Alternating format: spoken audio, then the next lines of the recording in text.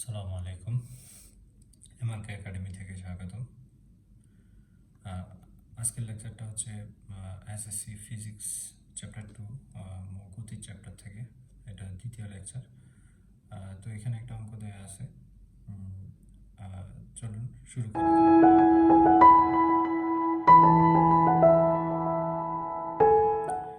ঢাকা চট্টগ্রাম মহাসড়কে 54 kilometre per hour বেগে চলন্ত একটা বাসের চালক 46 মিটার দূরে একজন পথচারীকে রাস্তা পার হতে দেখে ব্রেক চাপলেন।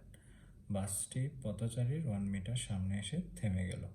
বের করতে হবে আমাকে বাসটির ত্বরণ কত, আর বাসটি আদি বেগ যদি 55 কিলোমিটার পার আওয়ার হতো তাহলে এবং ত্বরণটাও যদি বাসটি সেম থাকতো তাহলে দুর্ঘটনা এড়ানো সম্ভব হতো কিনা, এটা গাণিতিকভাবে আমাকে যাচাই করতে হবে। তো প্রথম যে অঙ্কটা সেটা হচ্ছে বাসটির ত্বরণ নির্ণয় করো। আচ্ছা, প্রথম যে সমস্যাটা সেটা হচ্ছে বাসটির ত্বরণ নির্ণয় করতে হবে। তো এখানে আমাকে কি কি দেওয়া আছে দেখি। বাসটি যেহেতু আদি বেগ দেওয়া আছে, আদি বেগ is equal to 54 kilometre per hour দেওয়া আছে, এটাকে আমরা মিটার পার সেকেন্ডে নিয়ে যাব। তাহলে 54 কিলোমিটারকে মিটারে নিলে 1000 দিয়ে গুণ করতে হবে, আর আওয়ারকে সেকেন্ডে নিলে 60 ইন্টু 60 3600 দিয়ে ভাগ করতে হবে। তো ইজ ইকুয়াল টু আসবে মিটার পার সেকেন্ডে। তো এটা ক্যালকুলেট করে দেখি আমরা। 54 ইন্টু 1000 ভাগ 3600 ইজ ইকুয়াল টু হচ্ছে 15 মিটার পার সেকেন্ড। আচ্ছা, শেষ বেগ ভি ইজ ইকুয়াল টু 0, যেহেতু ব্রেক চেপে গাড়িটা থামানো হয় সেহেতু শেষ বেগ ভিটা হচ্ছে 0, এবং দূরত্ব এসটা হচ্ছে 46 মিটার দূরে পথচারীকে দেখছিল, আর গাড়িটা ব্রেক চাপার পরে 1 মিটার সামনে এসে থেমে গেছে, বা পথচারীর 1 মিটার সামনে, তার মানে গাড়িটা দূরত্ব অতিক্রম করছে 46 মাইনাস 1 মিটার সমান 45 মিটার দূরত্ব অতিক্রম করছে। আমাকে বের করতে হবে ত্বরণ এ সমান কত। এখন আমরা জানি ভি স্কোয়ার সমান ই স্কোয়ার প্লাস 2as, এই সূত্রটা আমরা জানি। তো এখানে ভি স্কোয়ার সমান ভি এর মান বসাই দিই 0, ইউ এর মান হচ্ছে 15 স্কোয়ার প্লাস 2a এর মান জানি না, এস এর মান হচ্ছে 45, বা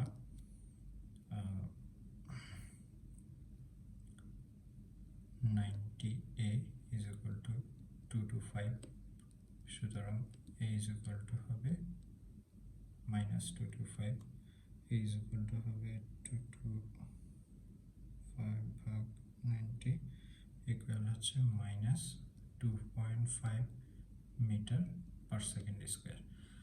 তো এখানে কেন মাইনাস আসলো ত্বরণটা, কারণ হচ্ছে ব্রেক চাপা হয়েছিল, যে কারণে এটা হচ্ছে অ্যাকচুয়ালি মন্দন। সুতরাং ত্বরণটা আমরা পাইলাম, ত্বরণ a is equal to minus 2.5 metre per second. আচ্ছা, প্রথম অঙ্কটা শেষ করলাম। এরপর খ নম্বর প্রশ্নে যেটা চাইছিল সেটা হচ্ছে বাসটির আদি বেগ 55 কিলোমিটার পার আওয়ার হলে, অর্থাৎ আগে ছিল 54 কিলোমিটার, এখন যদি 55 কিলোমিটার পার আওয়ার হতো এবং একই ধরনের বাসটি থামানো হতো তাহলে দুর্ঘটনা এড়ানো সম্ভব হতো কিনা। তো এক্ষেত্রে আদি বেগ ইজ ইকুয়াল টু হচ্ছে 55 kilometre per hour. 55 kilometre per আওয়ারকে আমরা যদি মিটার পার সেকেন্ডে প্রকাশ করি, 60 metre per second is equal to হবে, গুণ করে দেখলাম হচ্ছে 15.278 মিটার পার সেকেন্ড আসে। শেষ বেগ যথারীতি 0 মিটার পার সেকেন্ড, যেহেতু ব্রেক কষে থামানো হয়। ত্বরণ এ হচ্ছে মাইনাস 2.5 মিটার পার সেকেন্ড, যেহেতু বলছে একই ত্বরণে বাসটা চলতে থাকবে, অর্থাৎ খ নম্বর থেকে যেটা ক নং থেকে আমরা এই ত্বরণটা পাচ্ছি। এখানে আমাকে এসটা বের করতে হবে, এসটা কত।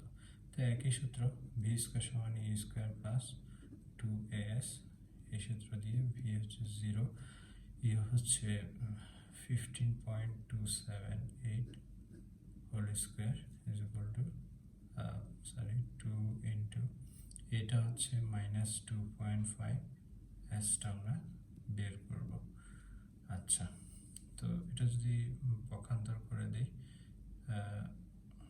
5s ইজ ইকুয়াল টু আসবে 5s ইজ ইকুয়াল টু আসবে ক্যালকুলেট করে আমরা পাচ্ছি 15.278 কে যদি আমরা বর্গ করি পাবো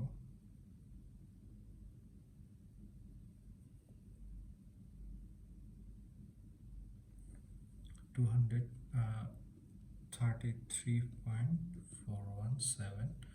সুতরাং s ইজ ইকুয়াল টু পাবো হচ্ছে আমরা এত ভাগ 5 ইজ ইকুয়াল টু হচ্ছে 46.68 মিটার।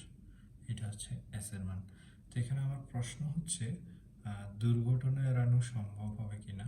যেহেতু পথচারী ছিল 46 মিটার দূরে, তাহলে বাসটা থামছে 46.68 মিটার দূরে গিয়ে, তাহলে দুর্ঘটনা সুতরাং দুর্ঘটনা এড়ানো সম্ভব হবে না, অর্থাৎ দুর্ঘটনা ঘটে যাবে, সম্ভব হবে না, অর্থাৎ দুর্ঘটনাটা ঘটে যাবে। এটা হচ্ছে আনসার। আচ্ছা, এবার আমরা আরো একটা সমস্যা দেখব। সেটা হচ্ছে এখানে একটা চিত্র দেওয়া আছে, দেখো একটা পরন্ত বস্তু যেটা হচ্ছে আনত তল থেকে পড়তেছে, আর একটা পরন্ত বস্তু যেটা মুক্তভাবে পড়তেছে। দুইটাই মুক্তভাবে পড়তেছে, একটা আনতভাবে আর একটা লম্বালম্বি ভাবে। তো এখানে দেখো চিত্রে দেয়া আছে এই BC ইজ ইকুয়াল টু, এখানে দেয়া আছে BC is equal to L আর ED is equal to H দেয়া আছে, যেটা কোন দিকে কাজ করতেছে, আর হেলানো তলের দিকে যেটা কাজ করতেছে সেটা G sin থিটা, সেটাও বলে দেয়া আছে। এখন বের করতে হবে ভূমি স্পর্শ করার সময় কোন ব্লকটির বেগ বেশি হবে আর কোন ব্লকটি আগে ভূমি স্পর্শ করবে এবং কেন, সেটা আমাকে বিশ্লেষণ করতে হবে। তো দেখো, ভূমি স্পর্শ করার সময় কোন ব্লকটির বেগ বেশি হবে সেটা বের করার জন্য আমাকে আগে কি দেয়া আছে। আনত তলের দৈর্ঘ্য কত, আনত তলের দৈর্ঘ্য ইজ ইকুয়াল টু দেয়া আছে L, এবং উচ্চতা দেয়া আছে, উচ্চতা ইজ ইকুয়াল টু H, নতিকোণ বা উন্নতিকোণ যেটাই বলে না কেন, উন্নতিকোণ ইজ ইকুয়াল টু দেয়া আছে থিটা। তাহলে আনত তলে, যেহেতু ব্লকটা আনত তলে পড়তেছে, সেক্ষেত্রে আনত তলের ব্লকটির ত্বরণ হবে, ত্বরণ ইজ ইকুয়াল টু হবে G sin থিটা। যেহেতু এখানে একটা কোণের ব্যাপার আছে, G sin থিটা কিভাবে আসে? আচ্ছা, যেটা হচ্ছে দুই ভাগে ভাগ হয়, একটা হচ্ছে অনুভূমিকভাবে আর একটা হচ্ছে উল্লম্বভাবে। তো অনুভূমিক অংশ আমরা জানি হচ্ছে G cos থিটা, আর উল্লম্ব অংশ হচ্ছে G sin থিটা। সেখান থেকে উল্লম্ব অংশটা আসছে G sin থিটা, যদি জিটাকে উপাংশে বিভক্ত করা হয়। এখন ধরি ভূমি স্পর্শ করার মুহূর্তে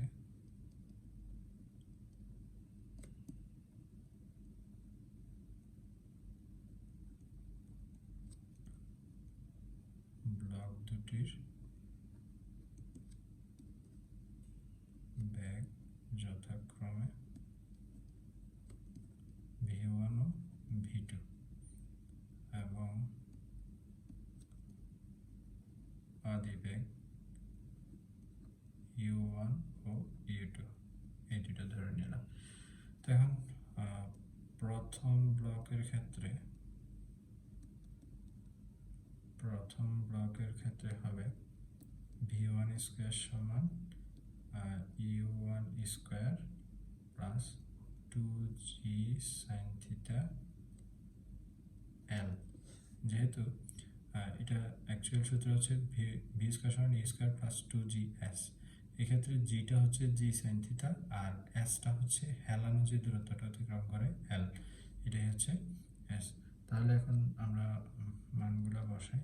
ভি ওয়ান স্কোয়ার আদি বেগ ইউ ওয়ান হচ্ছে 0 যেহেতু স্থির অবস্থা থেকে পড়তে শুরু করে, 2g sign theta is equal two কত হবে, এখানে থিটা হচ্ছে এখানে, sign theta is equal to হচ্ছে লম্ব বাই অতিভুজ, তো লম্বটা হচ্ছে এইটা, এই বরাবর যদি আমি একটা দাগ টানি সেটা হবে লম্ব। তো লম্বটা ইডি এর সমান, ED is equal to H দেওয়া আছে, তাহলে লম্বটা হবে এইচ, এইচ ডিভাইডেড বাই অতিভুজ, অতিভুজ হচ্ছে এল, অতিভুজ হচ্ছে এই বিসিটা, বিসিটা হচ্ছে এল ইন্টু এল। হ্যাঁ, যেহেতু sin theta is equal to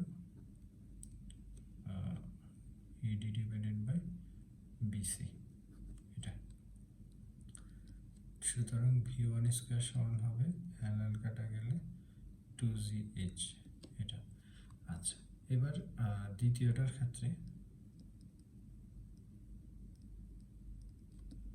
দ্বিতীয় বস্তুর ক্ষেত্রে আমরা কি পাচ্ছি দেখো, V2 স্কয়ার সমান U2 স্কয়ার প্লাস 2GH। এটার ক্ষেত্রে যেহেতু কোনো কোণ নাই, হেলানো লাইনটা সরাসরি লম্বালম্বিভাবে পড়তেছে, উলম্ব বরাবর পড়তেছে, সেক্ষেত্রে এখানে 2GH হবে। তো V2 square is equal two 0 plus 2GH is equal to হচ্ছে 2GH। তো এখানে আমাকে প্রশ্ন করছিল ভূমি স্পর্শ করার মুহূর্তে কোন ব্লকটির ব্যাগ বেশি হবে। দেখা যাচ্ছে দুইটা ব্লকের ব্যাগই সমান, সুতরাং V1 square is equal two V2 square, যেটা থেকে আমরা পাবো V1 is equal two V2। আচ্ছা, এটাই হচ্ছে আমার প্রথম অঙ্কটার সমাধান, এটাই হচ্ছে আনসার। তাহলে বলা যাচ্ছে যে না, যে ভূমি স্পর্শ করার মুহূর্তে ব্লক দুইটার ব্যাগ কি থাকবে, সমান থাকবে। আচ্ছা, এখন আসি খ নম্বর প্রশ্নে। খ নম্বর প্রশ্নটা বলছে কোন ব্লকটি আগে ভূমি স্পর্শ করবে। আচ্ছা, এখন এক্ষেত্রেও আমাকে বের করতে হবে, সময়টা বের করতে হবে। তো প্রথম ব্লকটির ক্ষেত্রে যদি ধরি ভূমি স্পর্শ করতে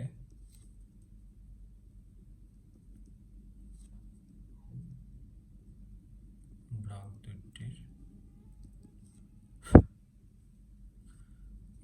দুটির সময় লাগে যথাক্রমে T1 ও T2 সময় লাগে। আচ্ছা, আর বাকি সব কিছুই সমান, সেম আগেটার মতোই। তলের দৈর্ঘ্য এল, উচ্চতা এইচ, ত্বরণ জি ইজ ইকুয়াল টু সাইন, হেলানোটার ক্ষেত্রে ত্বরণ হচ্ছে জি সাইন থিটা, আর লম্বালম্বিটার ক্ষেত্রে হচ্ছে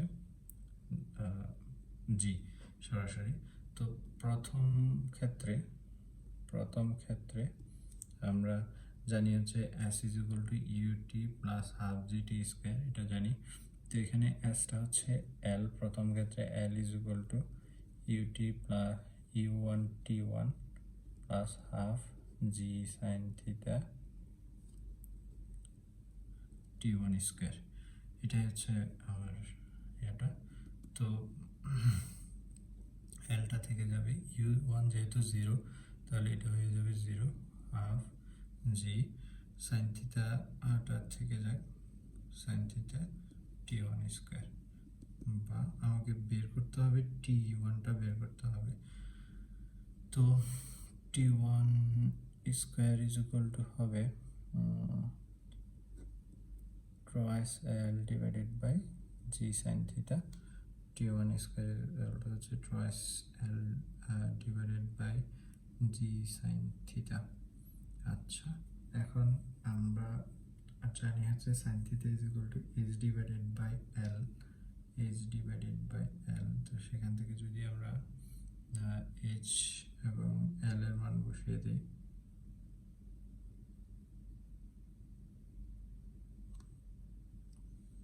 আচ্ছা এল ইজ ইকুয়াল টু পাওয়া যাবে হচ্ছে এল এর মানটা যদি আমরা বসিয়ে দিই sine theta is equal to H divided by L, যেটা আমরা এখানে দেখাইছিলাম এইচ ডিভাইডেড বাই এল বসাইছিলাম। তো এল এর জায়গায় যদি বসিয়ে দিই সেটা আসবে হচ্ছে twice h divided by g sine square theta t one square is equal to, বা t one is equal to হবে 1 by sine theta root over twice h divided by g. এটা হচ্ছে এক নম্বর প্রথমটার ক্ষেত্রে। আর দ্বিতীয় ক্ষেত্রে আমরা পাবো হচ্ছে h is equal to u two t two plus half g t two square, বা s is equal to half g t two square, এটা সরাসরি পেয়ে যাব, বা t two square is equal to হচ্ছে twice h divided by g, বা t two is equal to root over twice h divided by g. এই জিনিসটা পাবো হচ্ছে সমীকরণ 2-এ, মানে দ্বিতীয় ক্ষেত্রে, অর্থাৎ দ্বিতীয় ক্ষেত্রে এই জিনিসটা পাবো। এখন সাইন থিটার মান, যেহেতু এখানে থিটাটা 90 ডিগ্রি ছোট, তাহলে এখানে যে সাইন থিটা আছে সাইন থিটার মানটা হবে কত, sign theta is equal two less than 1 হবে। এটা যদি লেস দেন 1 হয়, 1কে লেস দেন 1 দিয়ে ভাগ করলে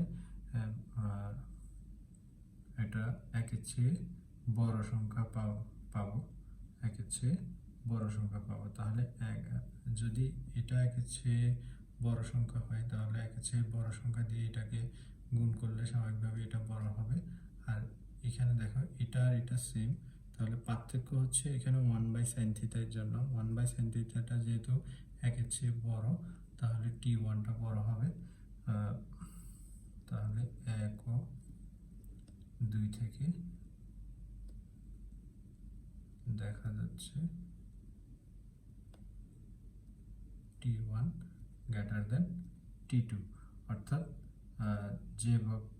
যে ব্লকটা বাধাহীনভাবে পড়ছে সেটা আগে ভূমি স্পর্শ করবে। যেহেতু T2টা ছোট, তাহলে এই ই ব্লকটা ই থেকে ডি বিন্দুতে যে ব্লকটা পড়তেছে এটা আগে পড়বে। আচ্ছা, তো ভিডিওটা এই পর্যন্তই। আশা করি তোমাদেরকে বুঝাতে পারছি। যদি ভিডিওটা ভালো লেগে থাকে অবশ্যই চ্যানেলটা সাবস্ক্রাইব করবে আর বন্ধুদের সাথে ভিডিওটা শেয়ার করবে। দেখা হবে পরের ভিডিওতে। টিল দেন আল্লাহ হাফেজ, আসসালামু আলাইকুম।